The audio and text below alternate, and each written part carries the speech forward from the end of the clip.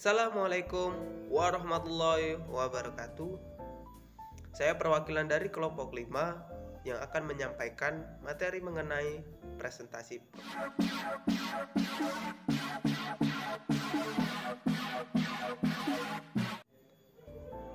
Apa itu presentasi produk? Hal-hal apa yang perlu diperhatikan dalam mempresentasikan produk, dan apa saja hal yang harus dihindari ketika mempresentasikan produk agar presentasi yang kita lakukan tidak gagal. Sebelum kita masuk kepada materi, saya akan memperkenalkan anggota kelompok kami terlebih dahulu. Untuk yang pertama, perkenalkan, nama saya Erni Afyuni Fitria dengan NIM 215221187 dari kelompok 5 kelas 2E Akuntansi Syariah. Pertama, yang kedua. Assalamualaikum warahmatullahi wabarakatuh. Nama saya Nindya Usifatil Jana, NIM 215221171 dari kelompok 5. Yang ketiga. Assalamualaikum warahmatullahi wabarakatuh. Perkenalkan, nama saya Jessica Kusnopatima, NIM 215221169 dari kelompok 5. Dan yang keempat, nama saya Yimaji Hanafizah, NIM 215221172 dari kelompok 5. Jujur saya Riki Budistiono dengan NIM 215221196 dari kelompok 5 AKS Akuntansi Syariah 2E. Kelompok kami akan membahas materi sebagai berikut.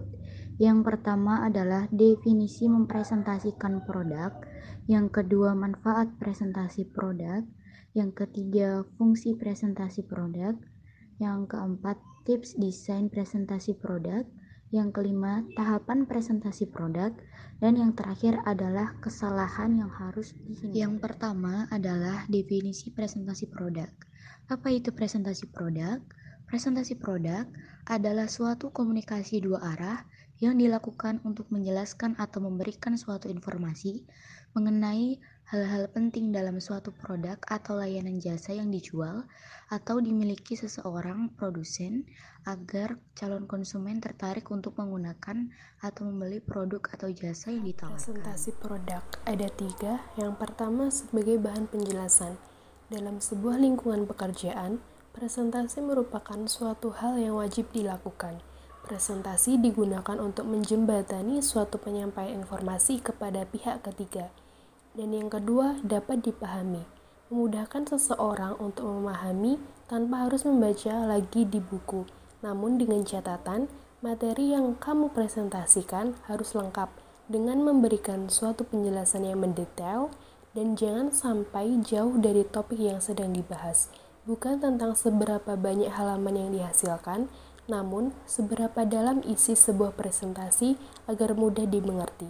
Dan yang terakhir, terkesan eksklusif. Dengan menggunakan sentuhan digital, kamu dapat mendesain isi pesan yang akan disampaikan.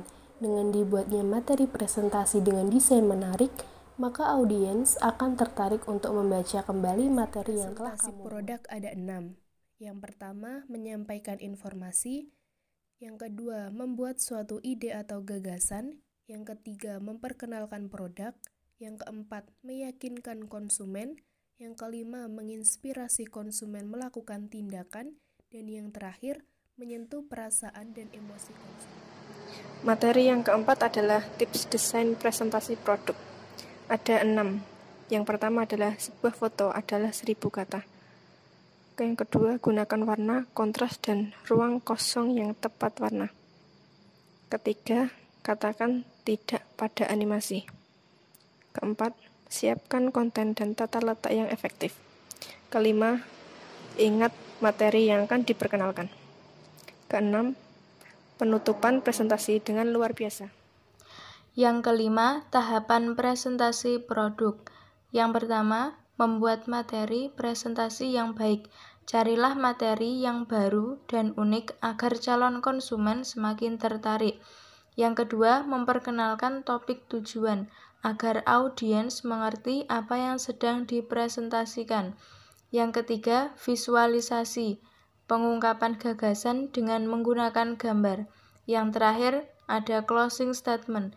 Closing ini menjadi suatu kunci yang akan selalu diingat di benak calon konsumen. Yaitu kesalahan yang harus dihindari ketika mempresentasikan sebuah produk. Kesalahan pertama adalah salah menyebutkan nama calon konsumen atau salah segmentasi pasar. Gak kebayang kan bagaimana kita mempresentasikan sebuah produk kepada suatu konsumen, ternyata kita membuat kesalahan, yaitu salah sasaran. Produk yang kita bawa misal produk orang dewasa, tapi kita mempresentasikan produk tersebut malah tujuannya ke anak-anak. Jadi kan salah kaprah. Untuk kesalahan nomor 2 adalah tidak melakukan pelatihan presentasi terlebih dahulu. Semua itu harus ada latihannya agar penampilan atau presentasi yang kita lakukan dapat berjalan dengan baik dan lancar. Karena semuanya nggak mungkin satu kali take atau satu kali ambil itu lancar saja. Pasti ada suatu kesalahan. Oleh sebab itu, latihan sangat diperlukan untuk menanggulangi kesalahan tersebut. Nomor 3, hanya membaca teks saja. Bayangkan kalau kita mempresentasikan produk seperti saya contohkan presentasi produk seperti ini, seperti yang cari ini, hanya membaca saja. Seperti saya contohkan, apakah hal yang saya contohkan ini menarik? Wedang jahe ayam merupakan jahe alami yang tidak menggunakan dengan serbuk cari instan, dengan jahe yang sangat menggunakan tidak berekspresi. Mana mau orang membeli produk kita kan. Jadi jangan hanya membaca saja, tapi memberikan gimmick, memberikan suatu argumen, suatu persuasi kepada orang agar dia mau membeli produk kita. Seperti, wah ini ada produk baru nih guys, produk anget sari jahe. Di produk ini terbukti melegakan tenggorokanku yang lagi batuk nih. Betulan sekali aku membawakan produk anget sari jahe yang kualitasnya teruji. Kalau nggak percaya silahkan coba saja. Murah kok, cuman harga sekian Anda sudah bisa merasakan kelegaan yang sangat luar biasa. 4 adalah informasi yang tidak relevan. Ini kesalahan yang sangat harus dihindari dalam mempresentasikan produk. Misalnya produk yang saya pegang ini ternyata kita lebihkan atau hiperbolakan seolah-olah produk ini baik, tidak sesuai dengan kenyataan. Hal tersebut tentu saja setelah konsumen mencoba produk tersebut merasa kecewa sehingga mematikan pasar yang kita punya. Kita harus jujur apa adanya tentang produk yang kita bawakan, tapi dengan sebuah kalimat yang persuasif, mengajak orang. Seperti apa contohnya? Ya nanti. Oke. Yang kelima adalah terlalu banyak bicara. Ya, terlalu banyak bicara tanpa ada aksinya. Wah, itu sungguh membuang-buang waktu ya. Oke, sip nomor 6 adalah tidak adanya tap to call action. Tidak ada aksi, tidak ada aksi. Jadi sebuah produk hanya diperhatikan, tidak ada aksi yang lebih untuk memasarkan sebuah produk agar konsumen lebih tertarik pada produk yang kita bawakan. Seperti itulah. Oke. Berikut adalah contoh mempresentasikan produk dari kelompok 5.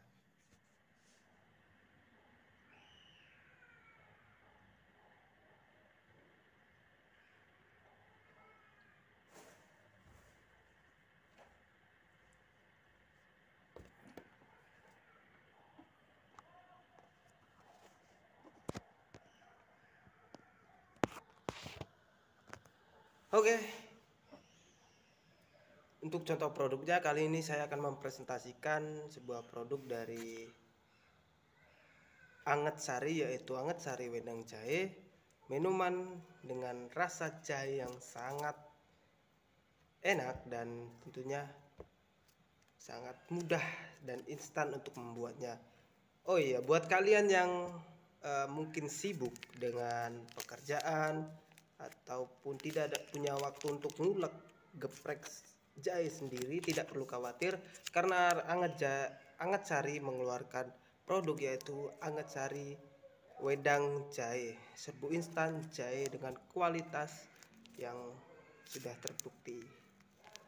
Oke, untuk mempresentasikan suatu produk untuk suatu kalangan ini cocok sekali sih, cocok sekali untuk ibu-ibu, cocok sekali untuk bapak-bapak, remaja dan anak-anak. Tentunya bukan bayi ya, karena bayi untuk 1-2 tahun itu wajib ASI, air susu ibu, bukan kasih wedang jahe. Itu tidak tepat, salah sasaran. Yang tepat adalah ketika dingin-dingin, enaknya ngapain? Enaknya Anget Sari Wedang Jahe. Ditunggu ya guys pembeliannya. Tapi ini bukan endorse, ini pembuat tugas, karena tugas kuota. Jadi saya mau gak mau harus mempresentasikan ini. Tapi gak apa-apa, gak wajib coba. Tapi aku akan mencobanya ya. Kebetulan saya punya produknya.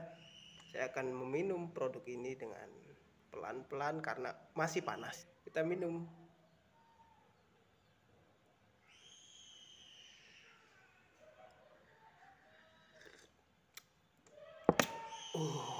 Enak, manis, pas dan jahenya berasa. Tapi menurutku kurang sih. Tapi nggak apa-apa karena saya menyajikan suatu produk yaitu Anget Sari Wedang Jahe.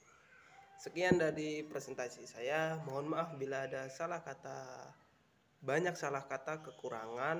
Karena dari itu mohon kritik dan sarannya agar mampu membuat kami kelompok 5 lebih berkembang menjadi lebih baik. Terima kasih. Wabillahi taufiq wal hidayah. Wassalamualaikum warahmatullahi wabarakatuh. Bye bye.